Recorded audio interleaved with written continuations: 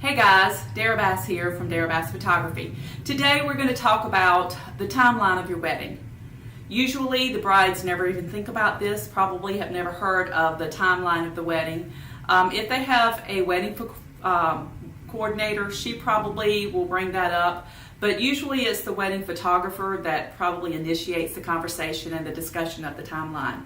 It's something that's very important to help the day go as smoothly as possible for the photographer or for anyone else involved in the wedding. Your DJ, your videographer, all these people will need to know the timeline of what you expect the day, how you expect the day to go. Usually I'm the one, like I said, that initiates the conversation about the timeline. Because the brides have never done this before, and even if they've been in weddings, they probably never have given much thought of what time things are going on, when the pictures are taken, what time we do first looks, things like that. So the photographer has been to many weddings, and she knows or he knows when the best time for these things to occur. Usually with my timeline, first the information that I have to have is what time do you plan on exiting the wedding. If you have a photographer that you have only hired her or he for a certain amount of time, then you want to be able to get all these things in that time frame. So you don't just have all day to do it.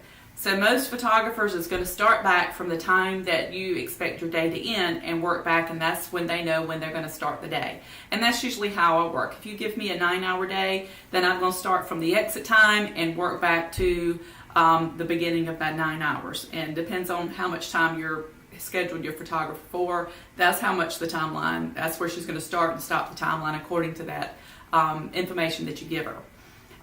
Many brides want nowadays a lot of what they call the getting ready shots or the prep shots, and it is important to do that, to kind of, even though those pictures may or may not be in an album or pictures that you may not put out on social media, it's nice to have those pictures for later down the road to remember the day. So usually I will start my day with the detail shots while the brides are kind of finishing up, they're actually getting their makeup on. I really don't like to take pictures of the bride and most of the wedding the bridesmaids until they have their makeup on. Hair is an option, but makeup, most girls do not want to be photographed until their makeup's on. So I always try to start the day with details so I can kind of see at what point the makeup artist, where they are in the lineup of the girls. I give my bride a timeline way in advance to tell her makeup artist and her hairdresser what time they need to be completed. And if I say the bride needs to be done, completely ready with her hair and makeup at 12 o'clock, then I'm going to get in there about 12:30 so I can do the details, give them a little bit of time to finish up, and then I'm going to start taking some shots of the bride and her bridesmaids as they're talking and finishing up their hair and makeup. This is usually, it is usually a thorn in a photographer's side, is this timeline getting the bride ready, because in my history of weddings, the brides are never ready when we suggest to be ready on the timeline. There's a lot of things that play into that.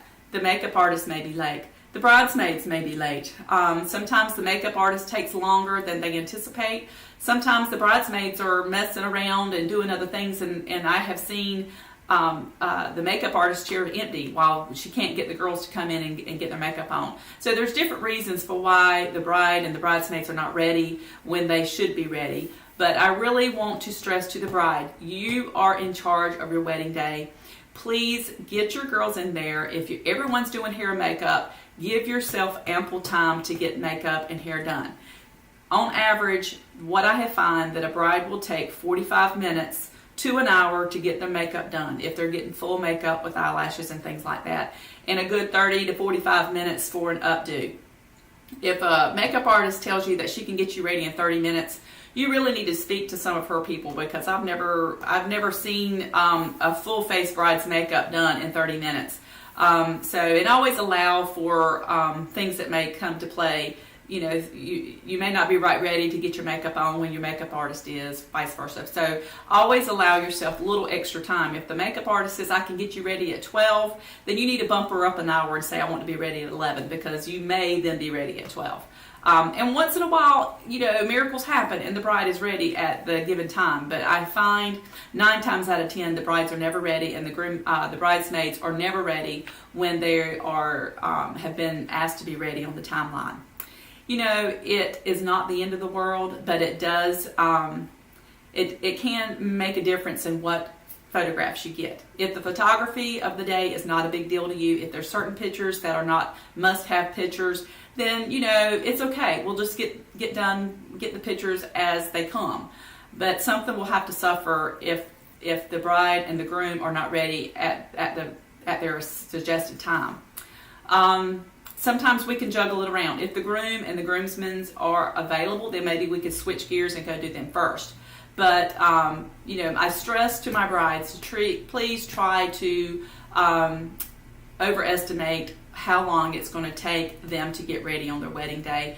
It will be a whole lot easier for that bride if she's able to relax and not have to rush or feel like she's going to be late. I would rather her be ready an hour early and be able to laugh and talk with her friends and have a good time and be able to take those extra shots and pictures than to get ready and have to jump right into the putting on a dress and not really getting those prep photos that she had suggested.